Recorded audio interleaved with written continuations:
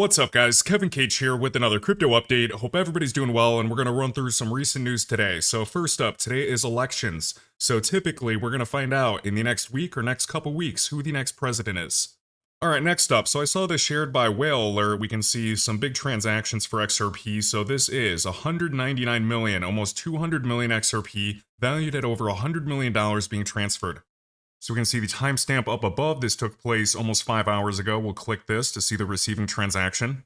As we can see, as I zoom in, we have some really big transactions. Alright, and for those that have been following, Raoul Pal highlighting his total liquidity index and his argument for another liquidity cycle that historically impacts the crypto asset class, this is a really good thread to check out. And to sum everything up, that he refers to as the everything code is this: an older population equals lower trend GDP growth. Lower GDP growth requires increasing debts to maintain growth and serve as old population. We have governments and central banks print money to service the debts. It's a 4-year cycle. This is also the business debt refi cycle. And I've shared his charts earlier this year. I'll throw a few up, but these are older ones, so I would love to see updated numbers. But basically, if we get another liquidity cycle, he's arguing for a multiple six-figure Bitcoin or multi-six-figure Bitcoin.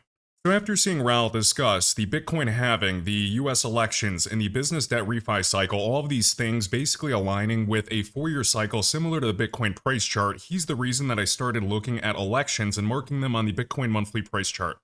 Now, I read a lot and I try my best to understand the trends and the conditions of global macroeconomics today, but there's just too many variables. I usually get lost in it. So that's why, for simplicity, when I'm talking about the Bitcoin cycles, I'm just looking at price action specifically after elections and after the Bitcoin halving.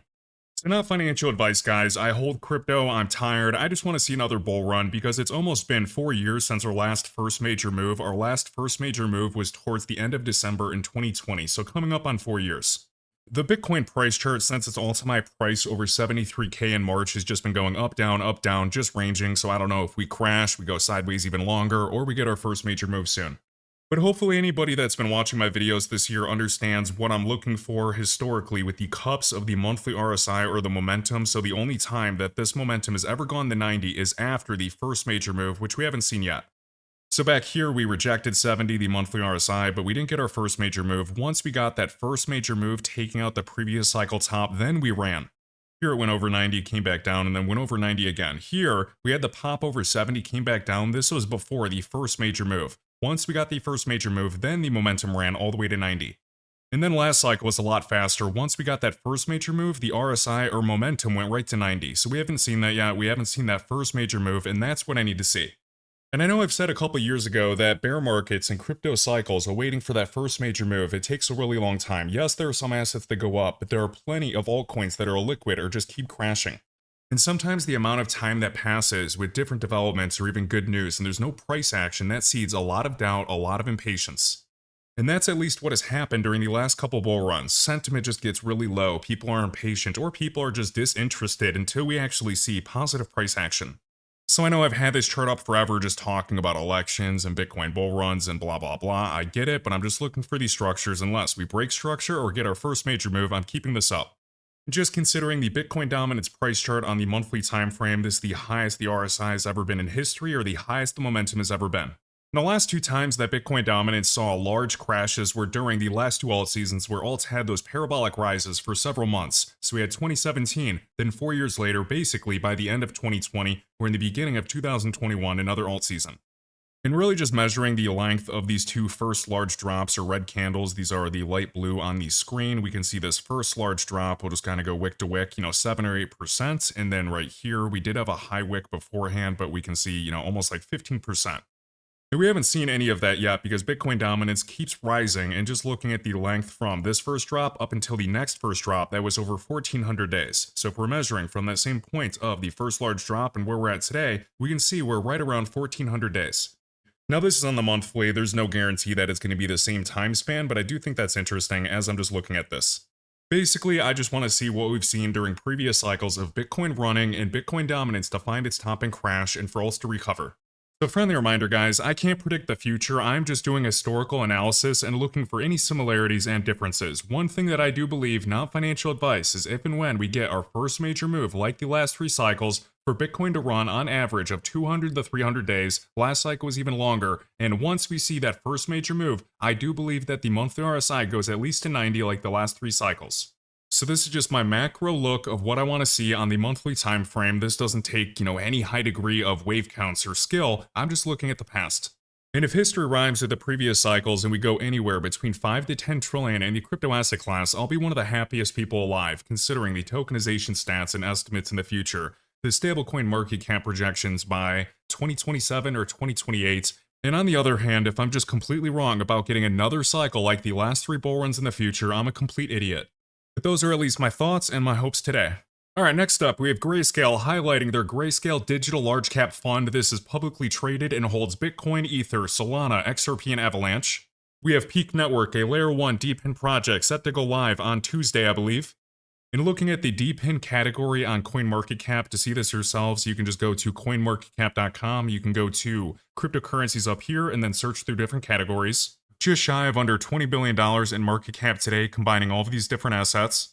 We also have some new features announced for Merlin, the smartest way to track your crypto. So what's really cool is for anybody that has an account where you track your crypto, you can set customized exit strategies. I know I've done videos going over this, but what's cool is you have a news feed, so you can actually go to your specific news feed, and based on which assets or cryptos that you hold, you're going to get the latest news based on those assets. So we can see all the latest articles, but what's great, besides managing my assets, setting exit plans, looking at the markets and the price action, I can actually go to your feed or my feed, and then I can see all of the relevant articles based on assets that I hold. So obviously there's not really relevant articles for microcaps, but this is really cool. And for anybody that wants to try out Merlin for 30 days free, you can use the link in the top of the YouTube video description or right in my link tree. Next up, I saw this news shared by Roth highlighting Archax. So Archax, we're well aware of this organization, this exchange based in the UK. They acquired a Spanish broker, so we can see the Spanish broker right here, KSCM. Subject to regulatory approvals, this allows Archax to extend its footprint into Europe as a regulated brokerage, multilateral trading facility, and custodian. It also plans right there, it says, to add crypto derivatives. So really trying to position themselves for the upcoming implementation of the MiCA regulation. So this is the Markets and Crypto Assets Regulation in the EU. So as of the end of 2023 last year, Archax revealed that it had 58 institutional clients with assets under custody at this time of $112 million and almost $100 million in OTC trading volumes. And like Roth says, just highlighting the quotes from different articles bringing hundreds of millions of dollars of real-world assets onto the XRP ledger, both from Aberdeen and then even the company Ripple. And Roth highlights the XRP ledger Apex in 2024 that happened earlier this year, and he links it below. I'll try to play this 1-minute clip of the CEO of Archax discussing. If I have to remove it, apologies due to... So Roth highlighting a series of XRPL investment managers. I just want to see tokenization on more chains, specifically the XRPL.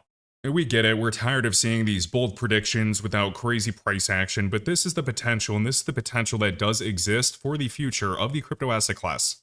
A bull run, a liquidity cycle, whatever you want to call it, if and when we get another one, that is a good thing because prices go up, developer activity increases, infrastructure and building increases, excitement increases, and we actually see higher levels of adoption. And on the other hand, during multi-year bear markets or when prices crash or liquidity leaves the crypto asset class, developer activity goes down, interest goes down, funding, venture capital, everything goes down. There are so many ways to look at it, but at the end of the day, you could argue that adoption, building, developer activity is just tied to human emotion. We have right here the Grayscale Digital Large Cap Fund. We can see the holdings. We know this includes XRP, Solana, Avalanche, Bitcoin, and Ethereum. And just looking at the AUM today, we can see assets under management over 533 million. And we can see the percentage or the weight of this fund. 77% is in Bitcoin. We only have just around 1.6% in XRP. So the majority of this is in Bitcoin and Ethereum, and we can see that when we look at the price performance. Alright, next up, for the Algorand Foundation, we have their CTO John Woods discussing atomic swaps on Algorand, which is a native feature. This is really interesting. Well, certainly in the context of atomic transactions, that you can bunch together or basket or group together a selection of transactions. And you can say, hey, unless all of these transactions are successful, then none of them should be processed. And that's a very powerful idea To do this type of thing on other networks, you typically need to use smart contracts to build abstraction, and it's really quite complicated. You have to have a whole bunch of back-end stuff to do it. Algorand has this notion or this kind of feature, literally, as part of its core primitives on the protocol, as part of that core selection of features that lets you, when you're submitting transactions, to bunch them together in a group.